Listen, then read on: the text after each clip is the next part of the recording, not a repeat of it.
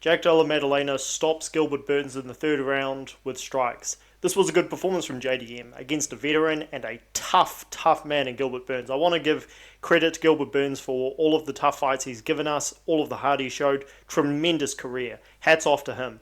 But I felt that this would be JDM's fight because he was younger, he was in his prime, or actually not even, he's approaching his prime, and he is a very solid fighter, both in boxing and decent takedown defense. I just thought this was going to be his fight, and it was.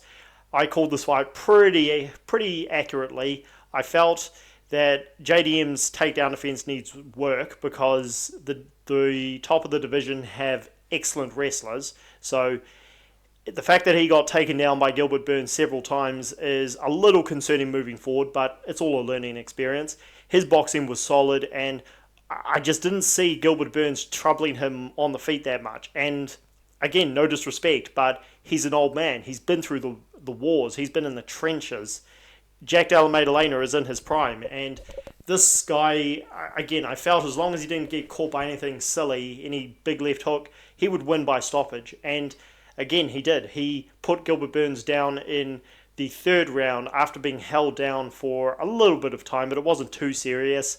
And he caught Gilbert Burns with a knee, and that shut him down. It was reminiscent of Israel Adesanya against Derek Brunson. And he landed the big shot, which put Gilbert Burns down. Gilbert Burns was covering up. The referee made the right call to call it off. And again, I felt Jack Della Maddalena would win this fight pretty well, and he made a statement.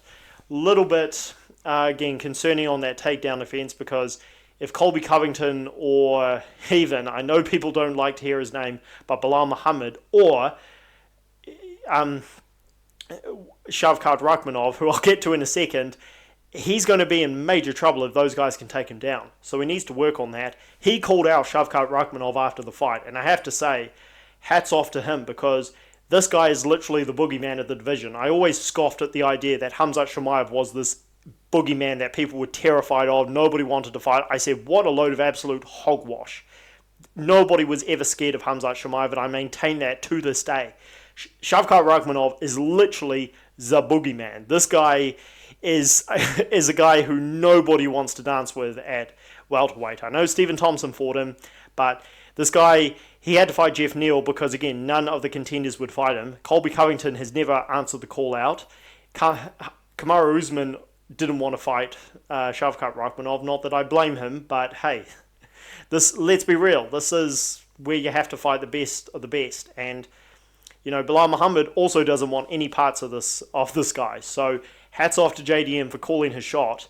And I admire his courage, but I do not see him winning that fight. Rakhmonov is a destroyer of men. And yeah, I'm going to give Jack Della Maddalena tons of credit for calling him out, and his boxing, if he's able to move, he can trouble Shavkat Rakhmonov, but Rakhmonov is enormous for welterweight. I just don't see him winning that fight. So if he takes the fight, I think we're going to have to put the brakes on JDM challenging for that title, because again, I don't think he gets past Rakhmonov, but he's confident, and credit to him.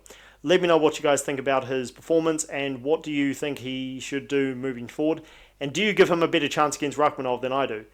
Be sure to like, share, and subscribe as always.